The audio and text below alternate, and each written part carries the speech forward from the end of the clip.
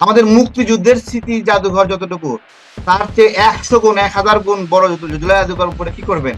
তার মানে মুক্তিযুদ্ধের জিনিস চাপা দিয়ে একটা বিরাট দাঁড় করাতে যাচ্ছেন না, এগুলো ফটকাবাজি। এগুলো এগুলো করতে দেওয়া যাবে না, এগুলো হবে না। আমি চলে গেছি কোথায়? ধানমন্ডি 32 চলে গেছি, আন্দোলনকারীদের সঙ্গে চলে গেছি, যে সেখানে আমিও দুটো বাড়ি দিয়েছি। ঠিক আছে, এই যে আমি দিয়েছি, আমি মনে করি আমি এটা সঠিক কাজ করেছি। আমি যা কিছু ক্ষতিগ্রস্ত হই সেইটা প্রতিশোধ নেওয়া এইভাবে নেওয়া যায় না। এটা মুক্তিযুদ্ধের একটা স্মৃতিস্মারক ছিল, এবং এই জায়গা থেকে আমার খারাপ লেগেছে। আমি বলেছি এটা ভালো হয়নি, খারাপ হয়েছে, খুব পাপের কাজ করেছি।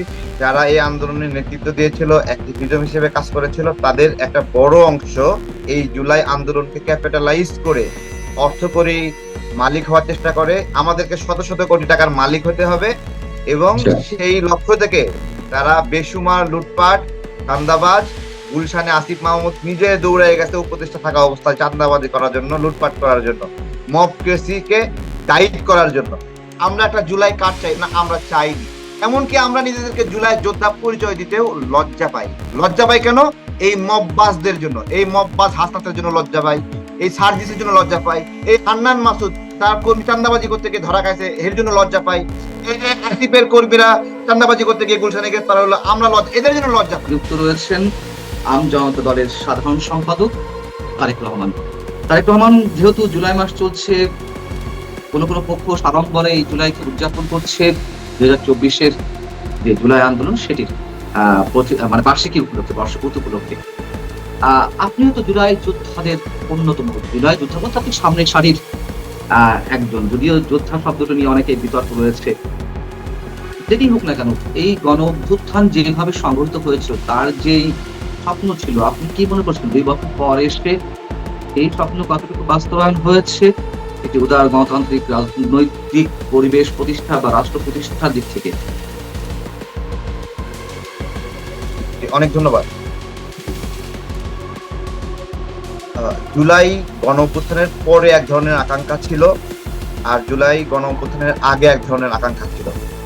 আগে আকাঙ্ক্ষা ছিল যে একটা সরকার, তাতে মানুষ বিরক্ত, সেই সরকারের হাত থেকে মুক্তি পেতে হবে। কিন্তু জুলাই আন্দোলনের পরবর্তী সময়ে আকাঙ্ক্ষাটা বদলে যায়।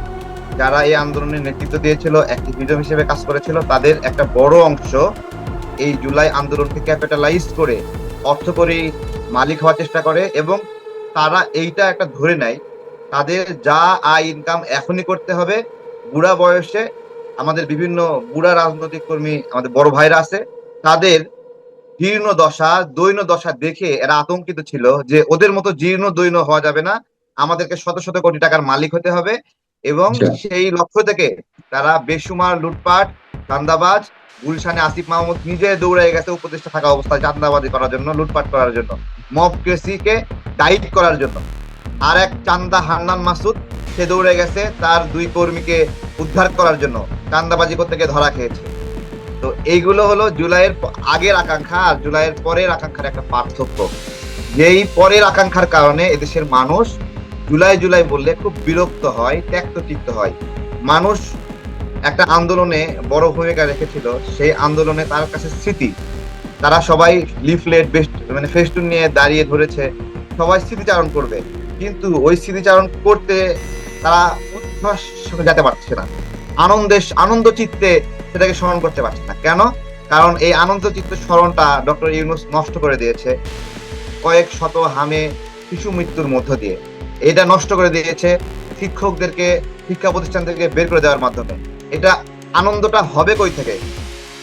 353টা গার্মেন্টস বন্ধ করে দেওয়া হয়েছে, হ্যাঁ, তারপরে গাজী ফ্যাক্টরি পুরাই দেওয়া হয়েছে, প্রায় 27 লাখ 28 লাখ মানুষ কর্ম হারিয়েছে, তার 17 লক্ষ ছিল, 24 লক্ষ মানুষ কর্ম হারিয়েছে, তার 17 লক্ষ ছিল শুধু নারী। এই নারীরা জুলাইয়ের কথা স্মরণ করে হাসবে কিভাবে? কিভাবে হাসবে? তারা তো কর্ম হারিয়েছে। এর ব্যাখ্যাগুলো আমাকে দেন, তাহলে আমি বলবো যে জুলাইয়ের স্মৃতি আনন্দের নাকি বিরক্তিকর। এরকম কয়েকটি রিপোর্ট এই মধ্যে গত 2-1 দিনে আরো বিভিন্ন গণমাধ্যমে এসেছে। কোনটি এসেছে মূলধারা গণমাধ্যমে যে আপনাকে আমি থামাই দেই একটু। কি? ওকে। পীর ইয়ামিন হোটেলের মালিক নাহিদ এবং আক্তারের কাছে গিয়ে লিখিত অভিযোগ দিছে যে তাদের কর্মীরা হোটেল ভাড়া দেয়নি, 8 মাস ধরে দখল করেছিল। এই মালিক তো একটা গাধা। মালিক গাধা না হলে নাহিদ এবং আক্তারের কাছে অভিযোগ দেয়? নাহিদ এবং আক্তার নিজেই তো রূপায়ণের অফিস দখল করে তারা মাসের পরে মাস বছর জুড়ে ভাড়া দেয় না। রূপায়ণের এই অফিসটা একটা আইটি ফার্ম করার জন্য এনসিপির সিএম আকরাম নামে একটা ছেলে আছে, ও ভাড়া নেয় ফরহাদ মাজারের মাধ্যমে। ওই সময় যে অ্যাডভান্সটুকু দিয়েছিল, ওই অ্যাডভান্সের পরে আর 1 মাসের ভাড়া আর দেয়নি। আর একটা এনসিপি নেতাদের একটা দেখলেন যে অফিসের এসি টেসি খুলে নিয়ে গেছে, অফিস ভাড়া নিয়েছিল। সারা বাংলাদেশে প্রত্যেকটি জেলায় এরকম ভাবে অফিস দখল করেছিল ওরা, যে ভাড়া দেয়নি। যাদের রাজনৈতিক সূচনা এইভাবে কখনো রূপায়ণের অফিস দখল করা, কখনো পিরিয়ামিনের হোটেল রুম দখল করা, এমনকি হোটেল শেরাটনের রুম দখল করেছিল এই হাসনাতরা, দখল করেছিল। পরবর্তীতে ভাড়া দেয়নি, ভাড়া নিয়ে ঝগড়া হয়েছে, সেটা বাইরে গণমাধ্যমে এসেছিল এবং সেটা আবার নিউজ ডিলিট করিয়েছিল। উপদেষ্টারা সরাসরি হস্তক্ষেপ করে হোটেল শেরাটনের ভাড়া রুম দিনের পর দিন এই আসিফ নাহিদ আক্তাররা দখল করেছিল। এরপরে এই যে যেই মবের কথা আমরা জানি, গুলশানে একটা মব হলো, উপদেষ্টা হয়ে আসিফ নিজে মব করতে চলে আসছে এবং সেইখানে একটা হোটেল ছিল, সেই হোটেল রুমে সে দিনের পর দিন ছিল। আমার প্রশ্ন, সেই হোটেল রুমের ভাড়াও আসিফ দিছে কিনা? আপনি মনে করতে পারছেন? গুলশানে একটা হোটেল আছে, সেই হোটেলে সে থাকতো, বলেছিল যে ওইখান থেকে মাঝে মাঝে আসে, হাঁসের মাংস খায়, এবং সেইখানে আসিফ কোন নারীকে নিয়ে একটা ঘটনাও আছে। হোটেল ওয়েস্টিন, হ্যাঁ, ওয়েস্টিন হোটেল। দেখেন এরা কতটুকু নির্লজ্জ, একজন উপদেষ্টা হয়ে মবের গাইড করতে গুলশানে চলে গেছে। সেটা নিউজ হলো, সেই লোকেরা গ্রেফতার হলো, এবং যারা গ্রেফতার হয়েছিল বের হয়ে একজন বলতেছে আসিফের বিরুদ্ধে যে আসিফ ও যেন সত্য কথা না বলে, এই জন্য ওর বউরে কয়েক মাস ধরে সে একটা গুম করে রেখেছিল। এই যে আসিফ গুম করে রেখেছিল, অপু নামের যে ছেলেটি আছে, ওর স্ত্রীকে গুম করে রেখেছিল আসিফ, এবং সেই স্টেটমেন্ট দিচ্ছে সে। ওকে আপনি আপনার লাইভে নিয়ে আসবেন, আমি আপনার ওর লাইভ নাম্বারটা দিয়ে দিব। ও দেখেন, ও যেন সত্যি কথাটা না বলে যে কিভাবে আসিফ এই মব গুলো করে গাইডলাইন করে করে করে এই টাকাগুলো, ও উপদেষ্টা হয়ে ওর পেট ভরেনি। তাহলে আপনি অভিযোগ দিচ্ছেন পিরিয়ামিন হোটেলে 8 মাস ধরে রুম ভাড়া, ঠিক আছে, আসিফ হোটেল ওয়েস্টিনে যে রুমটা দখল করেছিল এটার ভাড়া কি দিয়েছে? জিজ্ঞাসা করছি। রূপায়ণে যে অফিসে দখল করে রাখছে নাহিদ এবং আক্তার, হ্যাঁ, যারা দখল করে রাখছে ওদের কাছে অভিযোগ দিতে গেছে। আশ্চর্য। আমি একটু মূল জায়গায় আসি যে এই চেতনা থেকে কোটা বিরোধী আন্দোলন, কোটার বিরুদ্ধে, হ্যাঁ ঠিক আছে, সেখান থেকে এক দফা দাবিতে এই আন্দোলনটি শেষ হলো বা সফলতাও পেল, শেখ হাসিনা সরকারের পতন ঘটলো। কিন্তু তখন যে স্লোগানগুলো দেওয়া হতো, বঙ্গবন্ধুর বাংলায় বৈষম্যের ঠাঁই নাই, মুক্তিযুদ্ধের বাংলায় বৈষম্যের ঠাঁই নাই, এইগুলো কি খুব ম্যাটিকুলাস ডিজাইনে দেওয়া হয়েছে নাকি আন্তরিকতার সঙ্গেই তখন এই হাসান আব্দুল্লাহ বা নাহিদ ইসলামরা দিয়েছেন? আপনার কি মনে হয়? অন্য একটা ঘটনার সঙ্গে রিলেট করে একটু বলি, এর সাথে মিলাই বলতেছি। গতদিন দেখলাম রাজাকার শাবক সাদিক কায়েম এবং ফরহাদরা বক্তব্য দিচ্ছে যে বঙ্গবন্ধু নামে হল থাকা লাগবে না, হল থাকা যাবে না, এটা কি ফ্যাসিস্টের প্রতীক। তো তোরা যখন আমাদের সাথে স্লোগান ধরছিলি বঙ্গবন্ধুর বাংলায় বৈষম্যের ঠাঁই নাই, তখন যে ওই স্লোগানটা আমাদের সাথে সুর মিলায়ে মিলায়ে বলতি, তখন লজ্জা করতো না? এখন বঙ্গবন্ধু হলো ফ্যাসিস্টের প্রতীক। এই বেদবগুলোর কোনো ইতিহাস নাই, এদের ইতিহাস হলো হর্ষক, এদের অভিভাবক গোলাম আজম। ওরা বলে গোলাম আজম নাকি রহমতুল্লাহ, রহমতুল্লাহ আল্লাহ, এরকম করে গোলাম আজম রহমতুল্লাহ আল্লাহ বলে ওরা। হ্যাঁ, গোলাম আজমের উপরে আল্লাহ রহমত ঢাইলা দিব, যে গণহত্যাকারী গোলাম আজম রহমতুল্লাহ। ওরা নিজামীর রহমতুল্লাহ বলে, নিজামীর উপর আল্লাহর রহমত ঢাইলা দিব একটা রেপিস্টকে, যে বলে যে মুক্তিযোদ্ধা যেখানে আলবদর সেখানে। আলবদর কি করছে? আলবদর আমাদের বুদ্ধিজীবীদের মারছে, রেপ করছে, ধর্ষণ করছে নারীদের। এরা নাকি রহমতুল্লাহ, আল্লাহ এদের উপর রহমত করবে। তো বলছিলেন যে কোটা না মেধা, ঠিক আছে। তো এটা একটা দুঃখজনক ঘটনা যে কোটা না মেধা স্লোগান দিয়ে পরবর্তীতে এই যে আসিফ নাহিদ এরা এই যে নিজের কোটায় জুলাই আন্দোলনের এদের যারা কর্মী, এক্স্যাক্টলি সবাই না, এদের যারা কর্মী হয়েছে, এদের প্রতি বর্ষতা স্বীকার করেছে, তাদেরকে জুলাই কার্ড দিছে, চাকরি দিছে, ভাতা দিছে, বিভিন্ন কিছু দিছে। সুস্থ সবল মানুষকে একটা মিথ্যা আহতের নাটক দেখিয়ে তারা তাকে একটা কার্ড ধরাই দিচ্ছে। দেখে দেখে জুলাই গণ অভ্যুত্থানে হাজার হাজার মানুষ বন্দী হয়েছে। দেখবেন যে এই বন্দির সংখ্যা, এই বন্দির তালিকায় শিবিরের নাম নাই। এই বন্দির সংখ্যায় খুব সীমিত পরিমাণে এনসিপি নেতাদের নাম আছে, খুবই সীমিত। মূল আটক এবং হয়রানির শিকার হয়েছিল আমরা হয়েছি, গণ অধিকারের ছেলেপেলে হয়েছে, বিএনপির ছেলেপেলে হয়েছে। কিন্তু কিন্তু ক্রেডিটের ক্ষেত্রে, সুবিধা নেওয়ার ক্ষেত্রে কে নিয়েছে? এই শিবির শাবকরা, এই জামাত শাবক, এই রাজাকার শাবকরা। তারা খুব সিস্টেমের সুন্দরভাবে ডক্টর ইউনূসকে ব্যবহার করে এই সুযোগ সুবিধাগুলো নিয়েছে। এবং তার মানে কি, আমরা কি সেই সুযোগ সুবিধাগুলো ফিরে চাই? আমরা চাই না। আমরা যে হাজার হাজার মানুষ আটক হয়েছিলাম, আমরা কখনো বলিনি এই যে আমাদের আটক নিয়ে, রিমান্ডে নিয়ে অত্যাচার করেছে, আমরা একটা জুলাই কার্ড চাই না, আমরা চাইনি। আবার পুলিশ হত্যাকাণ্ডের শিকার হলে সেটা তামাদি হবে না, কোনো হত্যাকাণ্ড তামাদি হয়ে যায় না, এটা আমি বারবার বলি।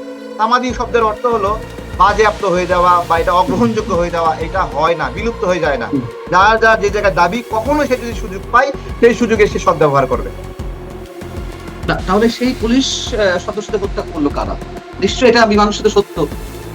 এই আমি আপনাকে বলছি, দেখেন না, আমি বলছি জুলাই গণ অভ্যুত্থানে যে ফিউরিয়াস অবস্থায় গিয়েছিল, যে একটা মানুষ শুয়ে আছে সেখানে পুলিশ ফায়ার করতেছে, এই ছবিটা যখন বাইরে এইভাবে আসে, বা একটা মানুষ লুকাতে যাচ্ছে, একটা কার নিচে ঝুলে আছে, তাকে যখন ফায়ার করতেছে, এই যে ঘটনাগুলো, এগুলো মানুষের মনে কি নাড়া দেয়নি? একজন অ্যাক্টিভিস্ট হিসেবে আপনিও কিন্তু এই ঘটনার প্রতিবাদ করেছেন, একজন হলো উপস্থাপক, একজন সংবাদ প্রতিবাদ করেননি?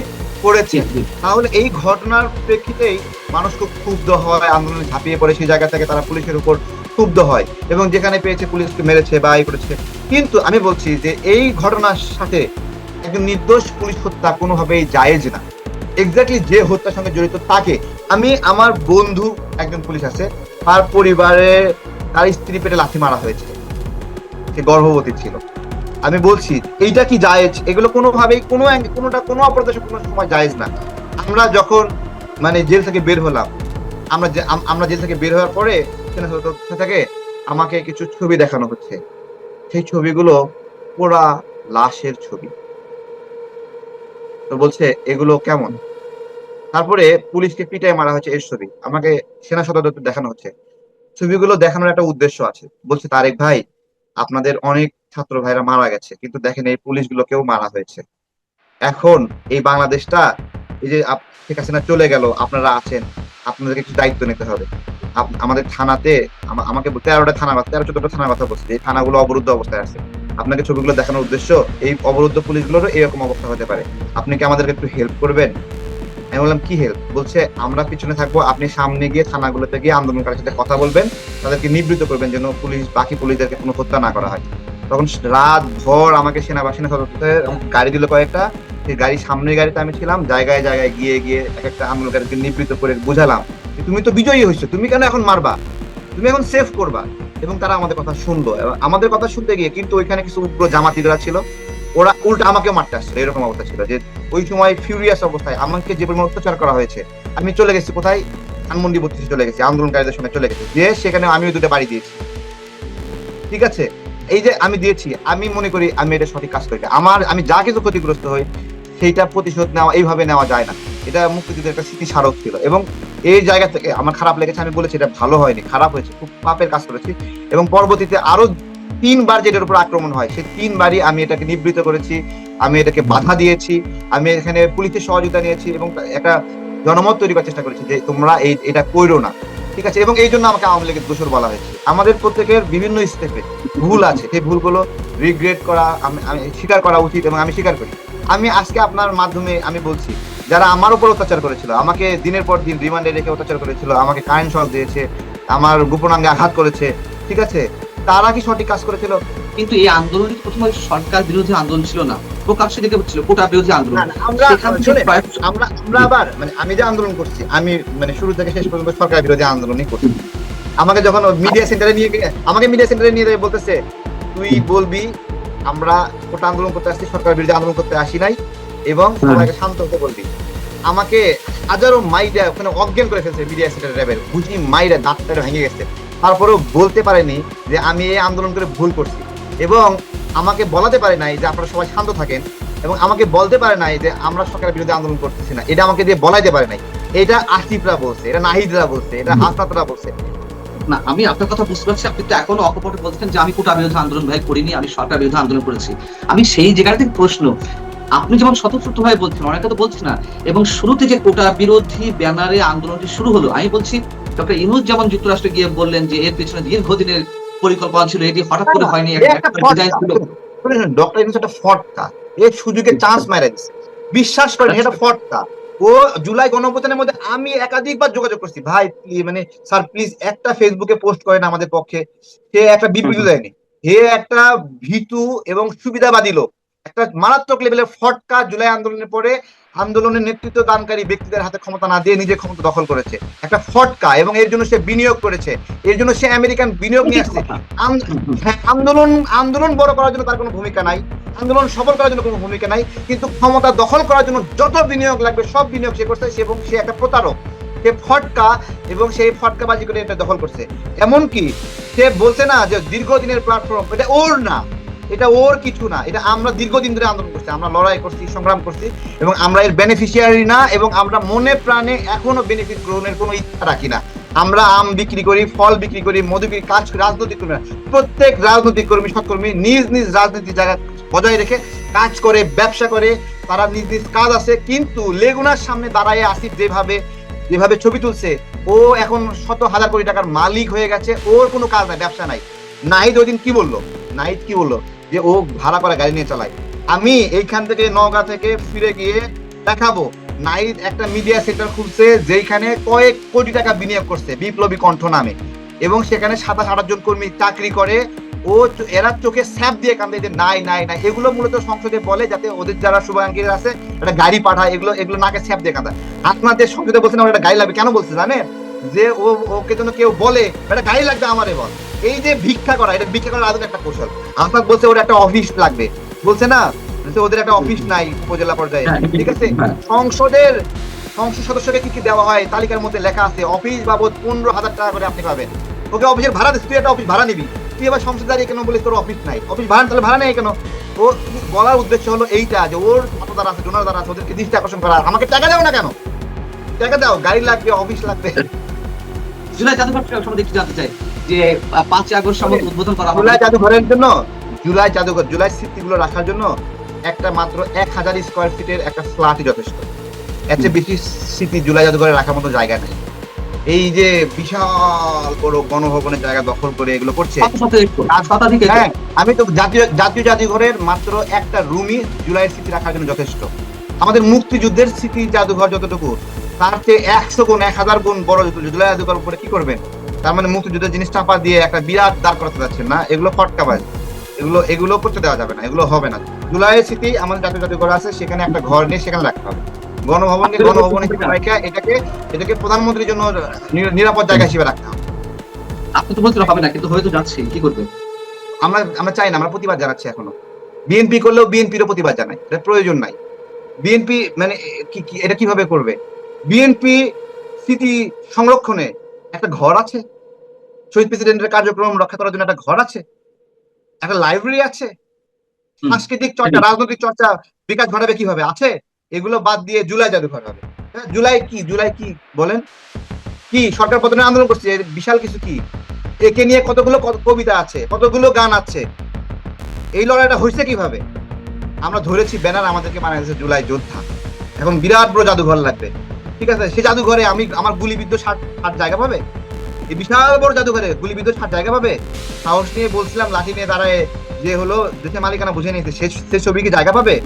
এই যে মেট্রো রেল ভাঙচুরের অভিযোগ দিয়ে র্যাবের মিডিয়া সেন্টারে দাঁড় করাই দিল, সারা দেশ টেনশনে ছিল, তারেক ভাই গ্রেফতার করছে, হ্যাঁ, সেই ছবি জায়গা পাবে?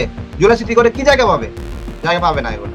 সুতরাং এই জুলাই স্মৃতি জাদুঘর নামে যে নাটক, এই নাটক বন্ধ করতে হবে।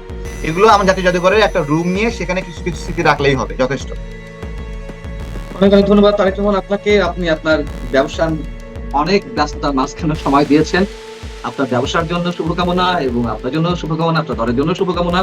দর্শক, আপনারা যারা শুনছিলেন, যারা ফল নেবেন আমাকে হেল্প করতে পারেন, 01725545950 এটা বিজ্ঞাপন দিলাম। আমার কাছে ফল নিতে পারবেন, ঠিক আছে? এটা আপনার ফোন নাম্বার আমি প্রচার করে দেবো, এটা আনকার যাবে, কোনো সমস্যা নেই। হোয়াটসঅ্যাপে মেসেজ করে ফল অর্ডার করতে পারবে। অনেক অনেক ধন্যবাদ।